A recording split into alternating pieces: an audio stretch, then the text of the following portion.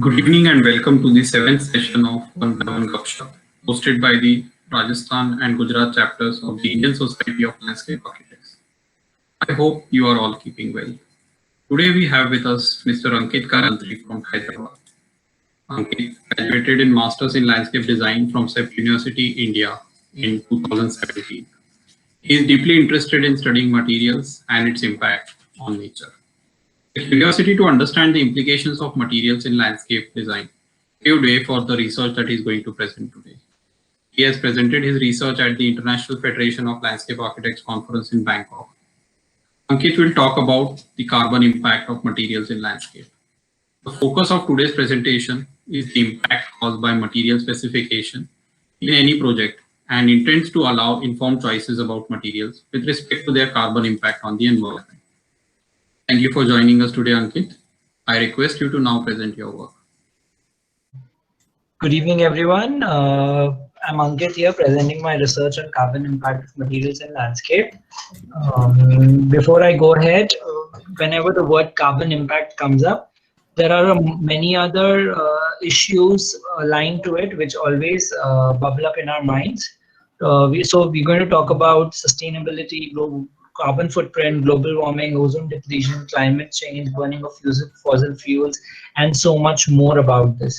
But with respect to the profession of landscape architecture, my study delineates a complete understanding through materials of how materials interact on site, and therefore their whole procedure in which the materials arrive on site, and they kind of used in the process of construction and various other things I'm going to talk about today. So my research actually originated when I used to look at these grand plazas and at different levels in terms of urban design and also in use of hardscape materials in landscape projects, which is where after which I used to always feel that can we reconsider the ratio of use of hardscape materials? Is it possible? And then I used to always feel that should the approach be a little more sensitive? I mean, whenever we are specifying building materials of any kind in any project, I mean, can we be a little more sensitive? Now, sensitive always does not mean that we kind of reduce the amount of materials, but it also implies to understand what are the kind of materials that we're using. So it's more not only about quantity, but it is also about the quality of it. And for everything that happens in the whole cycle from the beginning till the end, design professionals are accountable for all this. So the minute when we specify topsoil, or we say garden soil, which we specify, and we ask the contractors to outsource it and bring it to the site. So there are so many more impacts that we are creating by specifying such things. So a natural stone is another one. And now talking about materials in landscape, I mean, materials in landscape is a large palette. We've got a lot of materials that we use, starting from the most building basic materials like sand up to the final most finished products of electrical, irrigation, etc. So every material at every source, which is, from the minute, like we said, from the minute where it is extracted till the time it reaches the site, at every stage there's some kind of an impact which is being created. So if we just have to pen down in a few stages, it is raw material, the stage of raw material extraction, manufacture, distribution, construction. Now, with an example of a brick, I'm trying to understand that how does this impact to the whole agenda of carbon impact. So let's say that when we talk about we're sourcing the building material, and after we source these building materials, there's some kind of an energy which is involved. And then therefore there's a carbon which is released. Now let's say that the building material is reached to the place where the manufacturing unit or some place wherein it's going to be converted into a ready to use product, like for example a brick. So the journey of a brick from the soil state till the brick which is transported to the site, at every stage there's some kind of a carbon released. A sum of all these carbons would also be known as an embodied carbon. And so while doing this study, my study defines to the area of Hyderabad, and in this segment, we try to understand that what are the different building materials that are the most essential for any project, and choosing brick, cement, sand, and a few other important building materials, we found out where do they arrive to the site from. So let's say in a city of Hyderabad, bricks and soil come from roughly 60 kilometers radius, and therefore now comes in a very important segment of the study wherein we're trying to understand embodied carbon and embodied energy. Now, when we say embodied energy, it means the sum of all the energies that is accountable during the process, and therefore there's an embodied carbon which is related to it. There are a lot of research done by Professor Jagadish from Bangalore, and also Bath University has done extensive research wherein they have given a value to each material, and so when we talk about energy, so when we talk about embodied energy, these are the different values specific to Hyderabad. So these values were calculated on the basis of distance that was traveled by each building material, and also the production energy of each building material.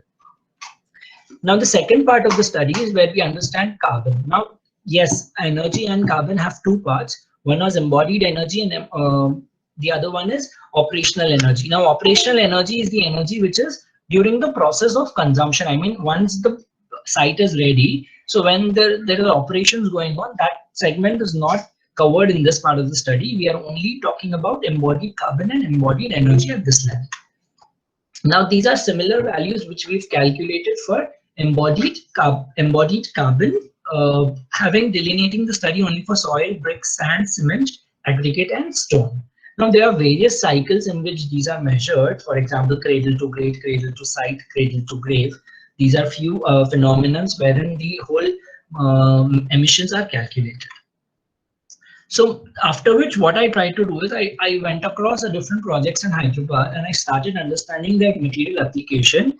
So let's say, for example, we've got a stepping stone pathway in a particular project, and we understood that through the detail of the section that what are the kind of building materials that are involved and what are the quantities. So after doing such studies for a couple of projects, we went one step ahead to understand the volumetric component of it. Now, once the volumetric component of it is established, a relation was made between the volume and the energy, and therefore the carbon. So we found out that the soil which was used in the highest volume had a very negligible carbon impact while compared to cement. And so these are the kind of things that we have analyzed here, and after which we started relating them. So here in this case, I'm relating volume and energy. So let's say when the volume is X, how much is the energy that is spent?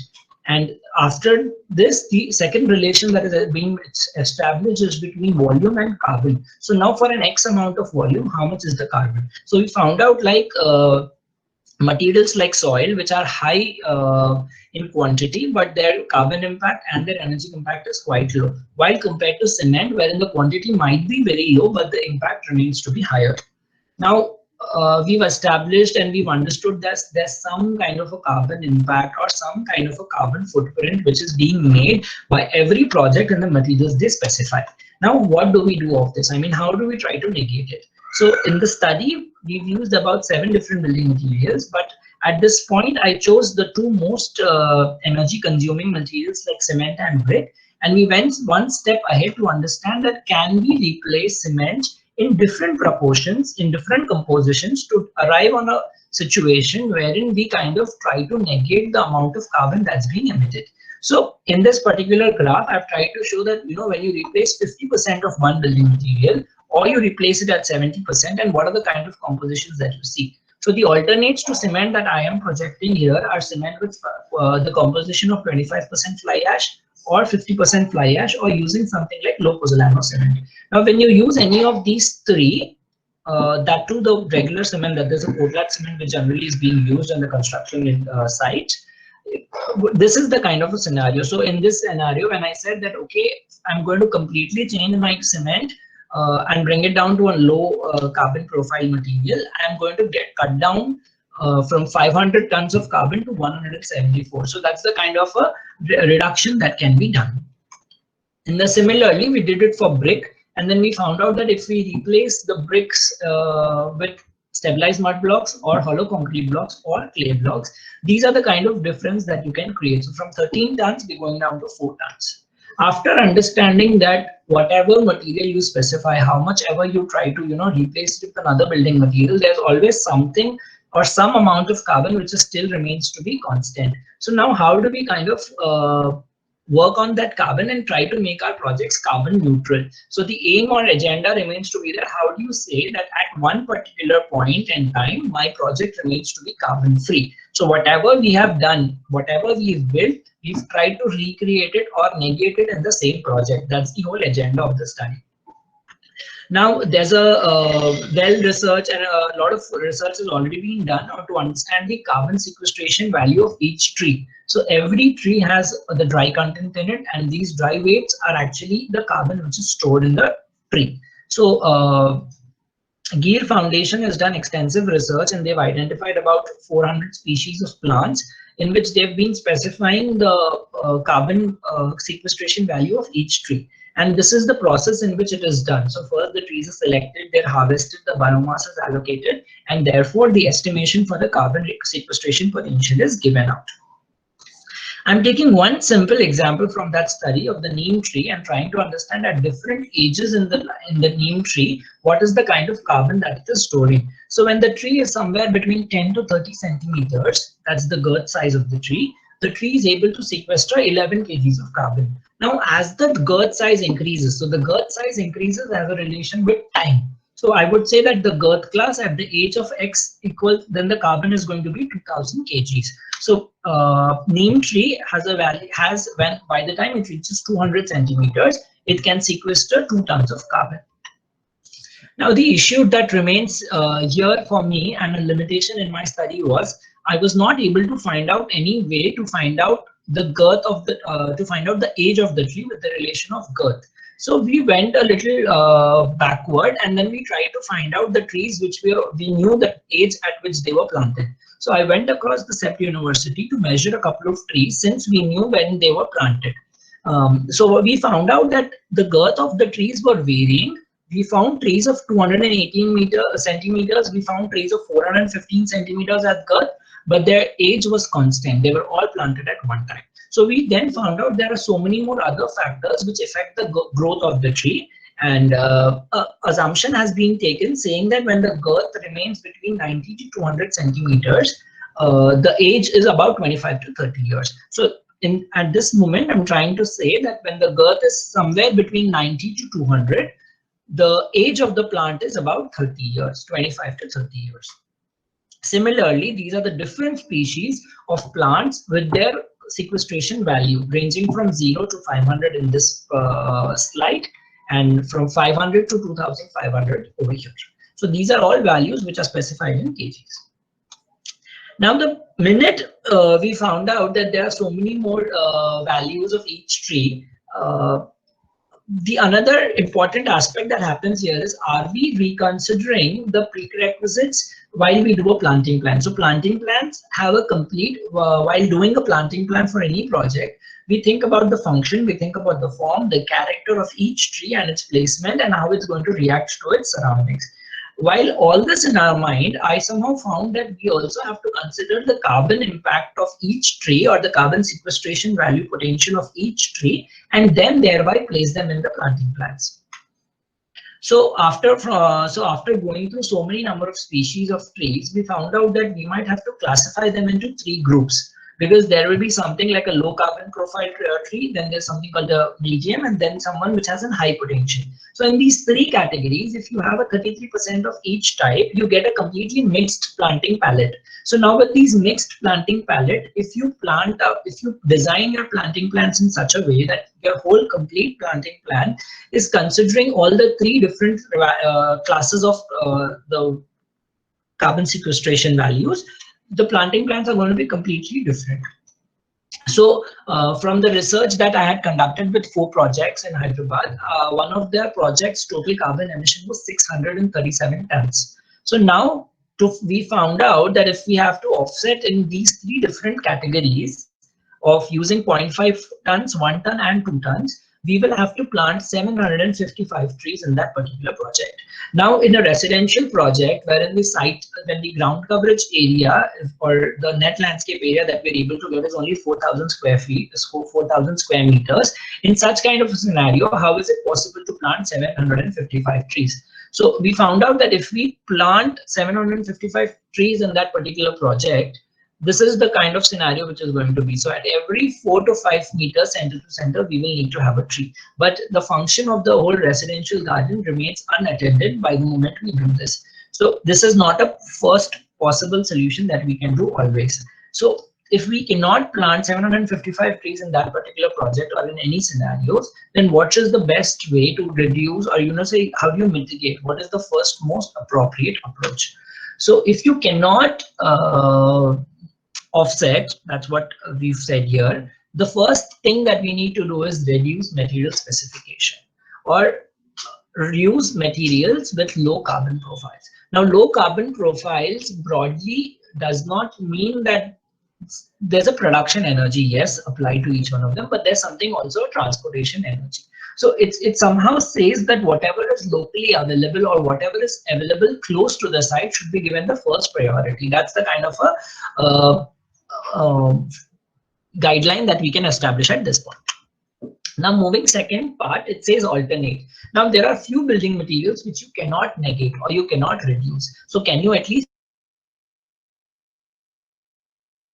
alternate them? Can you the amount of cement, or can you reduce the amount of bricks that are used in that project? If you cannot reduce the amount of cement or brick, then what is the third stage? So the third stage says, can you offset? So whatever was first, you try to attempt to reduce as much as possible. If you cannot reduce, then are you able to offset?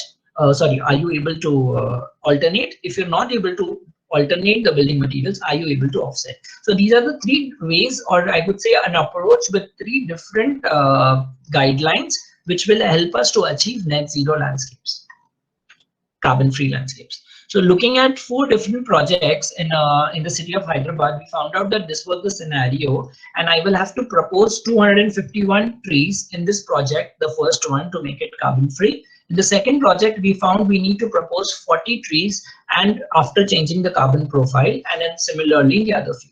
So after which we found out that we need to be very cautious and we need to pick up one site.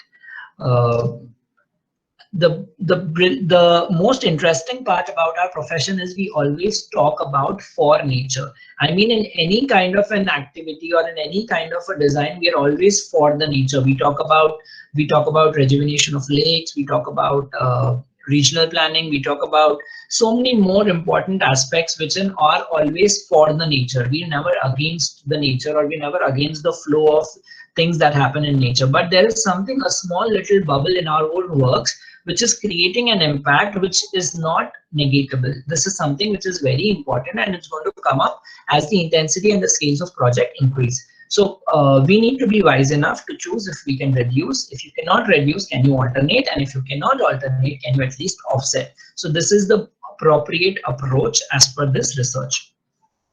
Now, what I found through the towards the end of the journey is that how do you make it more comfortable and how do you make it more accessible by everyone, by architects, by clients, contractors, to make more informed decisions about the materials that they are specifying. Every project has always a set of materials that they're going to use, and their quantities are aware. They are aware of their quantities. So if there's an app or a web application developed of such kind, wherein on your smartphone you're able to put in all the values of each material that you're using, and then the pop-up window says that you've emitted so much amount of carbon. Now, the minute you found out that this is the amount of carbon that I'm emitting, you will start making decisions of reducing it, alternating it, and offsetting it. After you offset it, in the end, you receive a notification saying that you've offsetted so much amount of carbon and you are just remaining with this much. So this can be one way of making people more aware of how the whole journey of material in a project is being carried out, and how do you sort of be very cautious at different levels. Thank you. Thank you, Ankit. It was really wonderful. I think you can. Yeah. So We already have questions. Let me ask you one first. So, I think the basic assumption of this presentation, the numbers that you showed us, is for Hyderabad at the moment, Yes. right? Okay. So, how easy or difficult do you think it is to replicate the baseline numbers for, let's say, another place, one place, two place, or entire country? I think it is much defined, and it is easier to do that because if you might have recollected that there are values which I've already mentioned for the production. So we just have to calculate the transportation kilometers, and then it gives you a very simple. I mean, frankly speaking, it is just one Excel sheet which will give you all the numbers. You just have to put the formula in place, and then similarly it can happen for any place. Okay, that's quite interesting. Shelly here has a question, and she's asking what inspired you to do this research?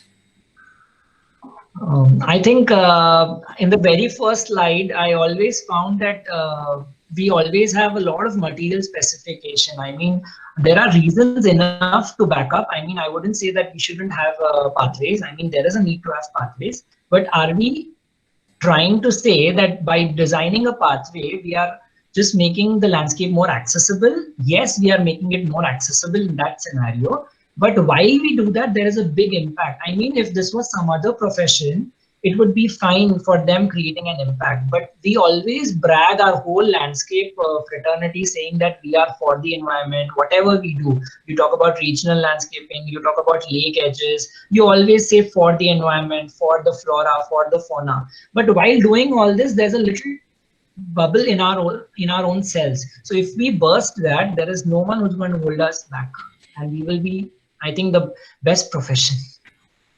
Yeah, sure. Thanks. Architect Venkatesh has a question, and he's asking, is your application ready and available to download? I mean, there are many other things that we need to still work upon. The process is ongoing, and I'm sure we will be able to launch it sometime very soon once we kind of understand the broader picture of it. Since the study was just limited to Hyderabad now, I want to take up it to a little bigger scale to understand what are the other ways of, are there any other things that we've not accounted for? And then we consider all of those. Yeah, I think that's important to do a lot of testing and simulation before we can release this. Interesting. So, Professor Shishir Rawal has a question, and he's asking if you have published it in any journal or magazine, or you plan to publish it. Yes, I have partly published this as at the IFLA, so that's International Federation of Landscape Architects. I had presented this, and it's already published as a research paper. But the whole research, not as a complete thing, but it has insights to it. I mean, that was a part of process. So I'm sure there is a little more that can go into the research paper. Yeah, of course, I'm sure. So another question about this. So you've only at the moment taken brick and cement as the primary sort of materials. How valuable do you think is, let's say, an energy intensive material like steel to your calculations? Only with brick and cement, I found out that we could reduce so much. The minute I look at materials like steel or any other imported materials which we make sure we use in our project to have a edge over the others, I'm sure the impact is going to be much more completely different. Because I think through my journey, I couldn't find an alternative to steel in the first go. Maybe there are easier, or there is enough material, or there is enough work done on brick. But if there is some work done on steel also, wherein they are looking at alternates, then we can surely consider it. But I would also make a point here that if in two cases, first case is that if the landscape is happening on ground, the quantity of reinforcement or steel that is used is somehow already limited. So if there is a possibility of making it alternating by a different material, it would be wonderful. And the second one is that in the case if it is done on podium, and on podium also, if you take a chance and if you're saying that you want to alternate it with a different material, the scenario is going to be completely different. So I think we also have to consider that some things cannot be negated, but if there is enough innovation in the industry, we can always consider it. Yeah, that's quite interesting. And there's been a parallel discussion, and there's a comment from Raji Iyer here, who loves your funky classes. Sorry for that. Yeah. So Rini has an interesting query here. She's asking, so I think it's a variation of what I was trying to ask you. She said, as the location changes, do you think the fundamental considerations change? Meaning, let's say if Hyderabad, you want to really look at cement and brick as the baseline materials, because maybe a certain distance and a certain procurement is creating the carbon footprint. Do you think in another location there may be another set of materials which become, like, let's say, the most critical materials? 100% I agree. For example, if I look at a location wherein the sand is easily accessible and they've got a river there or anything where they're able to bring sand onto the site, it's going to be a completely different scenario. Let's say that we found out that at 60 kilometers radius in Hyderabad, brick kilns and brick manufacturing units are present. So there's a different scenario. Now, if, for example, if I have to say, for an example, Mumbai, and I'm not aware of it, I'm just giving an example. And if we find out that in Mumbai, bricks travel much more distance than any other building material, the scenario would be completely different. So I think it is a number game also on itself, wherein I think different materials with terms of different locations will also play a big role. But more than that, I would personally say we also have to have a priority on our mind. I mean, what are the most important building materials that we need, without which it cannot happen? And if it is happening, then how do we do it? I think that kind of an approach parallel to the location distance will also be a ideal way of doing it. Yeah. So I think when the first question that I asked you, I think then another answer to that becomes that you really have to, for each location, do a research from ground up to understand which are the critical materials first, and then sort of start looking at the number game of each material and see where it goes from there. So yeah, quite interesting. I have another question from Mr. Manivanan, who says that, are you also including calculations for recycled materials like, let's say, bricks being reused or any other recycled material? At the moment, I did not consider any recycled material, but there is always space for it. I think when it comes to a recycled material, what I have understood till the research that I've done till now, I think I will also have to consider the material that was used in the origin as a virgin material in the first case, because there was energy and carbon already in it. And then in its recycled position, there is also scope for more. So I think a sum of both those energies and carbon will be giving me the sum of it. So I think then in that case, recycled material will be the most, it would be the highest carbon footprint, because it has already finished one cycle and then it comes back and then it's doing the other one. And it's just one way of looking at it. But don't you think that the attribution of the original material would go to the original project, and from where it is being scrapped, I think the point at which it is scrapped is where you start calculating its, I know the embedded values will be very difficult to understand that how much went to the original project, but for example, something we should think about. For example, if there is something available on the site, like for example, many a times we see that there is a lot of stone that is available on the site. So I think that our first most approach, generally it is considered that we use those stones, but if we use them more wisely and then we don't need it from outside, that could be one way of it. For like very similarly with soil, like it's a very thumb rule that we don't bring in soil from other sites if it is possible. So in that scenario also, I mean, the whole chapter of soil gets off. I mean, we're not talking about the carbon footprint on soil. So then the burden falls under the other building materials. Yes. So Professor Shishiraval has another comment. It's just a comment which is saying that he's also trying to look at the accounting of how the consultant or the other people who are working on the project, how their movement and the work that is happening also contributes to the carbon footprint of the process. And he's recording some of these things, and think he would like you to sort of get in touch so that he can share your data as well. It's a very interesting thing. And Hina Gajjar is asking, post your research, have you come across any project which is worth looking through this lens? Sir, I couldn't hear the question. I mean, there's some sort of a disturbance or the voice is not clear. Okay, hello, can you hear me now? Yeah, much better.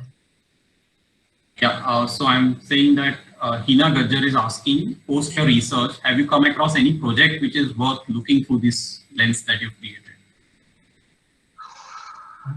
I think my answer to this question will not be a defined answer, because through the process we found that there were a couple of projects which were able to reduce. I mean, there is an opportunity to reduce, but at the moment none of my existing projects that I have studied were not using the composition of cement in a different scenario. I mean, when I said if we look at cement with 25% fly ash or 50% fly ash, I haven't worked on a project which were having these composition of cement used.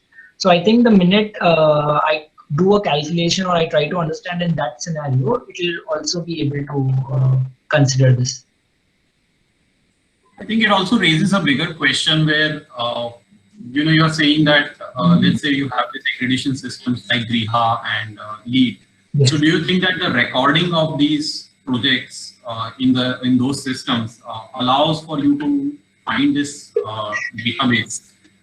For example, what kind of cement was used, where was it located? So do you think those systems have any information like that in the recording of their projects? Yeah, I mean, it's going to be very interesting if I take up any of these projects that have been accredited by Griha or LEED, and then this research goes and overlaps with that. So I think that's a really nice takeaway for me also from today's presentation. Yeah, that's interesting to know. So Himanshu is asking that in many projects, offsetting seems to be the only solution. And are there any strict thumb rules which can be followed for selection of plant material? If we say that offsetting is the only solution, I think looking at the numbers, it's going to be a nightmare, because what happens is while you offset, I mean, even when I started doing this research, at one point I found out that I will have to plant somewhere around 500 or 600 trees in one particular project, I think. So I found out that if we do that planting, we'll have to also take out the villa which they had, because we will need that much space for trees. I mean, you can't place them very close to each other also, because a 4-5 meter distance is much needed to be maintained.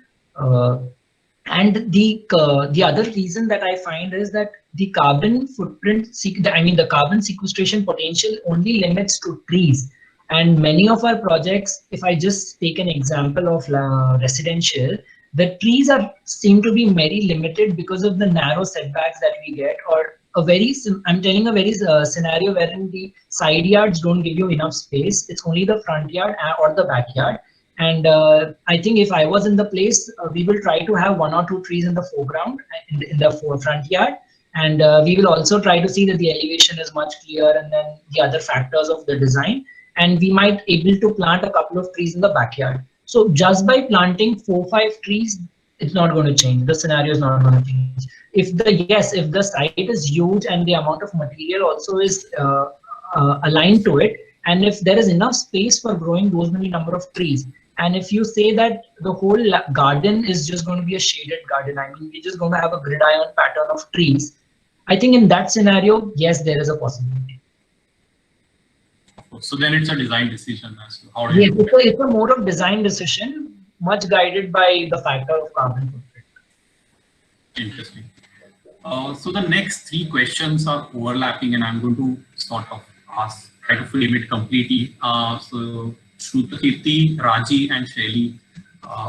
So the question is, if you were to only consider softscape elements, have you considered the impact of softscape elements, let's say like plants? So maybe growing them in a nursery, transporting them, what kind of carbon impact would that have? That doesn't seem to be offsetted when you are planting those trees. I think I never thought about it, but I think it is equally very important, especially for a scenario like Hyderabad, because whenever I talk about plants or nurseries, the next minute the word is that, okay, let's go to Kadiyam and get some plants. So either it's the client or the designer, everyone is so much in their comfort that they just don't think about a different way of looking at it. Maybe there are opportunities of growing them on site. If those opportunities are limited, then what is the nearest outcome? I mean, for me, it was very interesting to know that Kadiyam also sends out plants to northern part of India. Like cities like Ahmedabad, Delhi, and Jaipur also have plants coming from Kadiyam. So I think in that case, the scenario is going to be even more worse because it's going to travel so many more kilometers to reach the site. So then I think more than brick and cement, I need to put a column of trees also there. That where do trees come from? That's a really interesting way of looking at it. Yeah, I think you should consider that for the next part of this. Yes.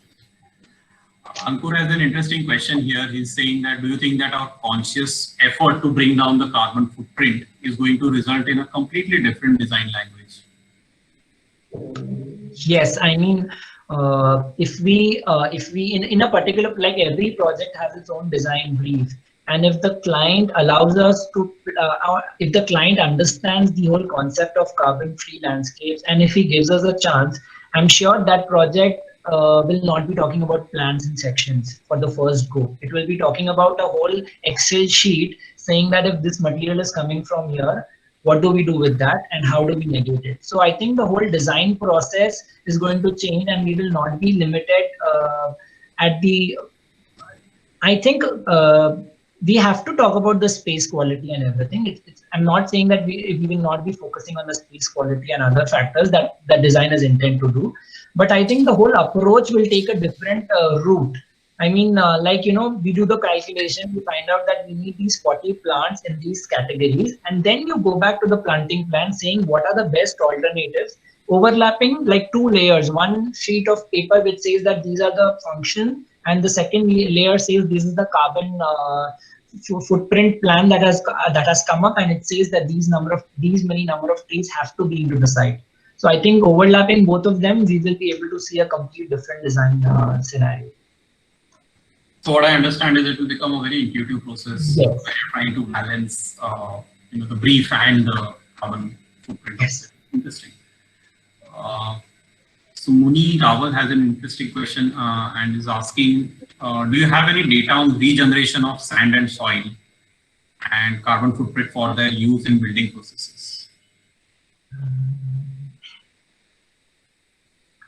So the first question is use of sand and soil and its footprint. Have you looked into that?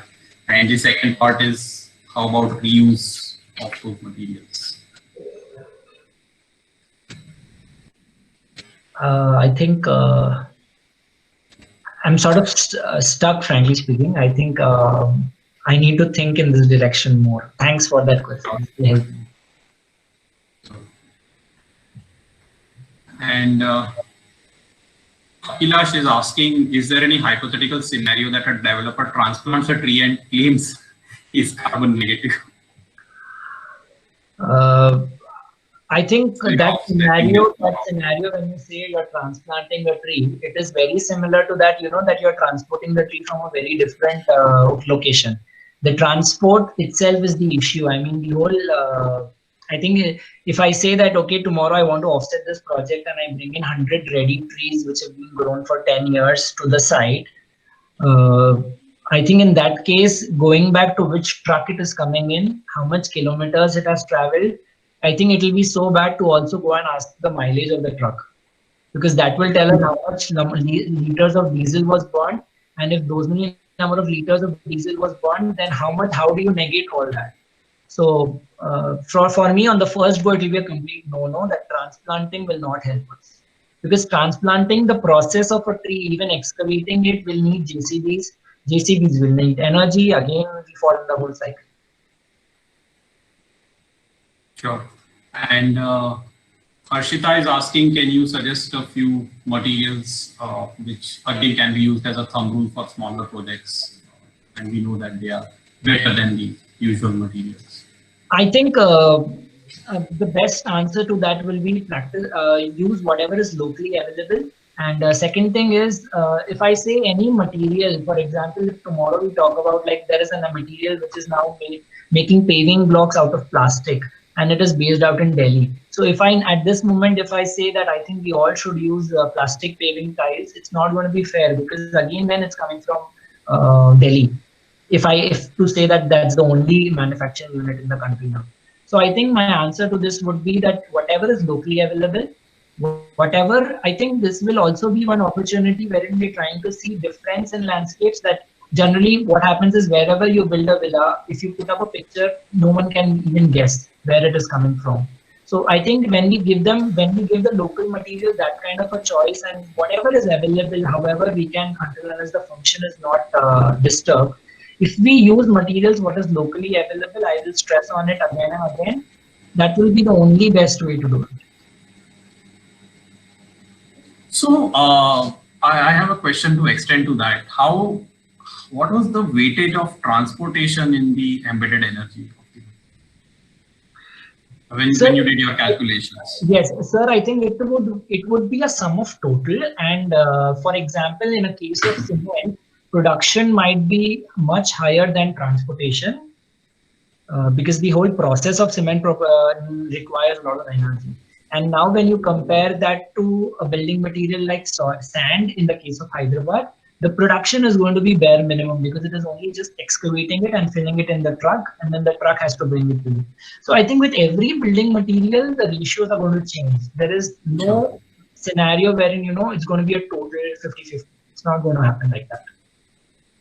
Okay, so the way you're saying, you're probably going to retire with this research.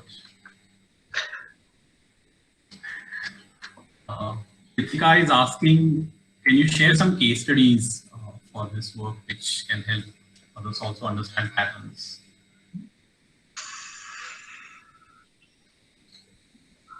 Sorry, I'm sure you can come up with it later. Right? It's fine. Yeah, I think I'll come back on it. Yeah, absolutely.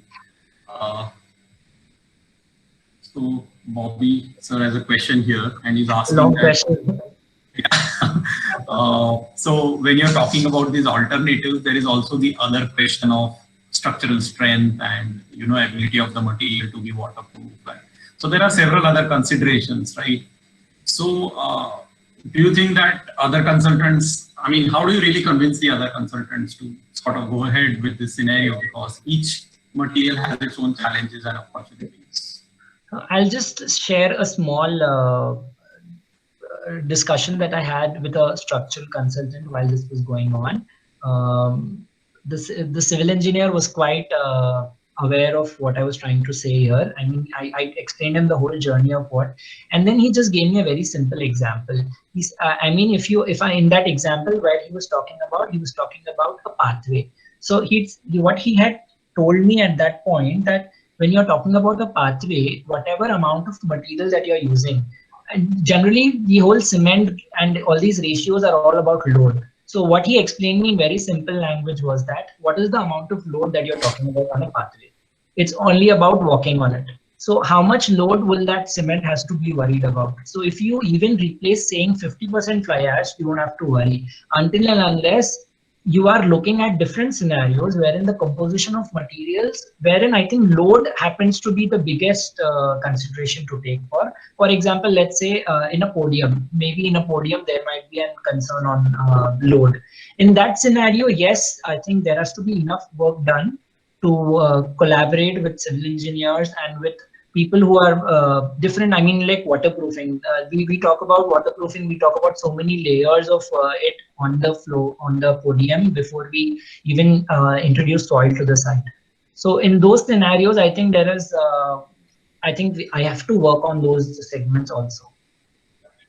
Absolutely, and I'm sure you can see in the chat scroll beside that there are a lot of questions on plants, if we grow them on site, and whether there are other alternatives available, and what is the value of soil as a media. I know that you don't have answers, and you already said that, but I think it's worthwhile for you to consider that there's a lot of interest in this direction as well, which is something you should probably take up next. I think I'll try to answer most of them by the next time. I should at least have that chance to do it again. Yeah, definitely. Let's try Only that. if I work on it.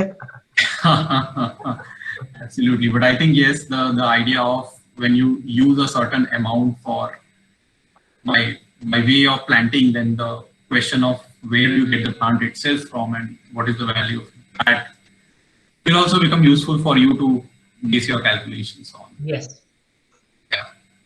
Okay. I think that's the kind of questions we have here today, and it was a very, I think, fruitful presentation, Ankit. It sort of Thank you. opened my eyes at least on what can be done really in the professional domain, and not just something that is put on paper and forgotten.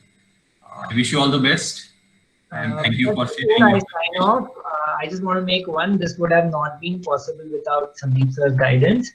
Throughout the journey, I've been annoying him with a lot of questions, a lot of discussions, only helped me to come at this point. And again, for this presentation today, thanks for the push, sir. I was able to refresh so many more things just by talking on it today. And I'm sure you have a lot more by just looking at the. Yes. I want to go through all the questions now. Thank you. Absolutely. We'll share them with you. So thank you, Ankit. Thank you so much for your time. Thank you. I hope everyone has had some interesting insights into this. Our next session will be with landscape architect Kapil Sachdeva from Jaipur, who will be speaking on the topic ideations and reflections. Please tune in again next Saturday. I thank you for joining us today, and we do apologize for any tech errors, but the software has its own limitations. And we look forward to seeing you in the next session. Thank you so much. Thank you.